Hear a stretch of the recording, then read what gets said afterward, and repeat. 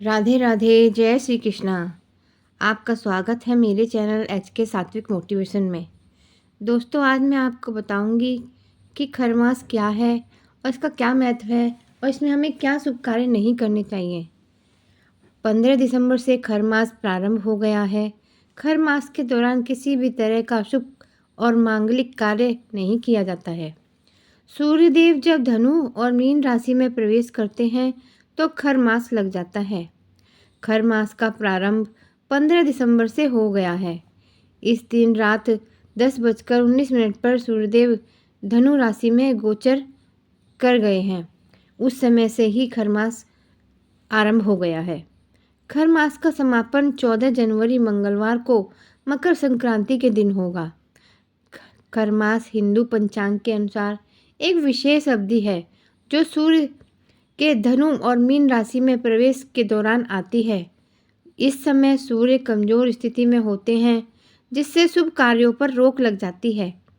यह समय लगभग 30 दिनों का होता है और मुख्य रूप से धार्मिक साधना, पूजा, ध्यान और आत्म विश्लेषण के लिए उपयुक्त माना जाता है। यह मास वैदिक परंपराओं के अनुसार आत्मिक उन्नति, तप और आध्यात्मिक साधना का अवसर है। इस दौरान विवाह, गृह प्रवेश और अन्य मांगलिक कार्य निषिद्ध माने जाते हैं। खर मास में भगवान विष्णु और सूर्यदेव की विशेष पूजा करनी चाहिए। श्रीमद् भगवद गीता का पाठ, विष्णु सहस्रनाम का जप और सूर्यदेव के मंत्रों का उच्चारण लाभकारी होता है। तुलसी पूजन और दान का भी विशेष महत्व इस मास में अधिक माना गया है। इस मास में गरीब और ज़रूरतमंदों को भोजन, कपड़े और धन का दान करना शुभ फलदायक होता है। अन्न, घी, गुड़, तिल और स्वर्ण जैसे वस्त्रों का दान करने से पुण्य प्राप्त होता है।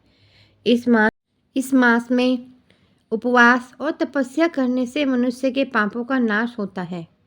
ध्यान और योग द्वारा आत्मिक शांति पाई जा सकती है। इस मास में गायत्री मंत्र और अन्य वैदिक मंत्रों का जाप करना विशेष फल देता है।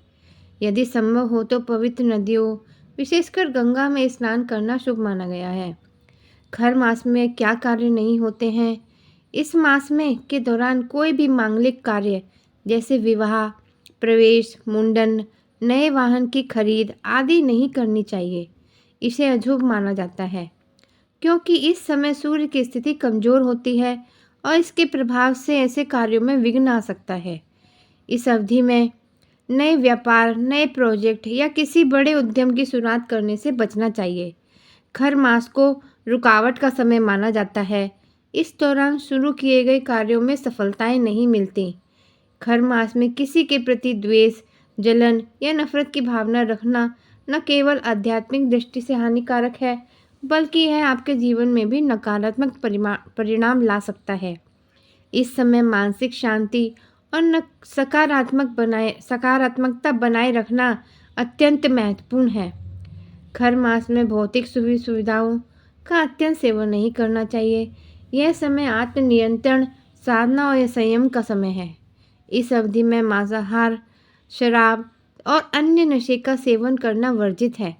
यह न केवल धार्मिक दृष्टि से अनुशासनहीनता को बढ़ाता है बल्कि शरीर और मन पर भी नकारात्मक प्रभाव डालता है। सूर्य देव को पृथ्वी पर जीवनदाता माना जाता है।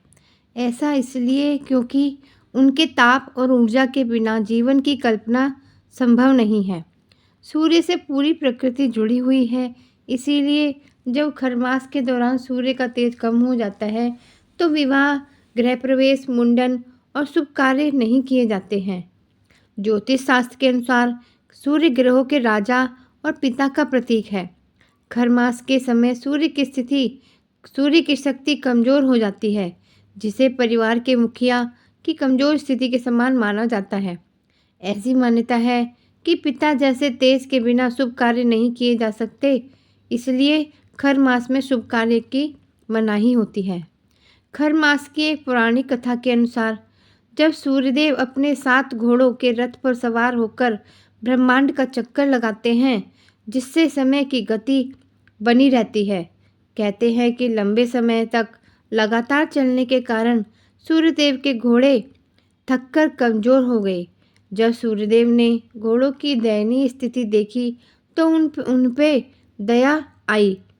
सूर्यदेव घोड़ों को आराम देने के लिए एक तालाब के पास गए, लेकिन रथ रोकना संभव नहीं था क्योंकि रथ रुकने से जनजीवन ठहर जाता। तभी उन्होंने तालाब के पास 2 गधे देखे और उन्हें रथ में जोत दिया। गधों के कारण रथ धीमा चलने से गति धीमी हो गई। यह स्थिति 1 महीने तक बनी रहती है, जिसे खरमास कहा जाता है। खरमास के दौरान सूर्यदेव के रथ के 7 घोड़े विश्राम करते हैं। जब यह समय समाप्त होता है और मकर संक्रांति का आगमन होता है, तो सूर्यदेव के रथ के घोड़ों के फिर से खींचने लगते हैं। इससे सूर्य का तेज लौट आता है और शुभ कार्यों की शुरुआत हो जाती है। ये थी खरमास के विषय में जानकारी। अगर आप मेरे चैनल पर नए हैं तो आप मेरे चैनल को सब्सक्राइब करें और बेल नोटिफिकेशन को ऑन करें, ताकि मेरी आने वाली सभी वीडियो के बारे में आपको जानकारी मिल सके। जय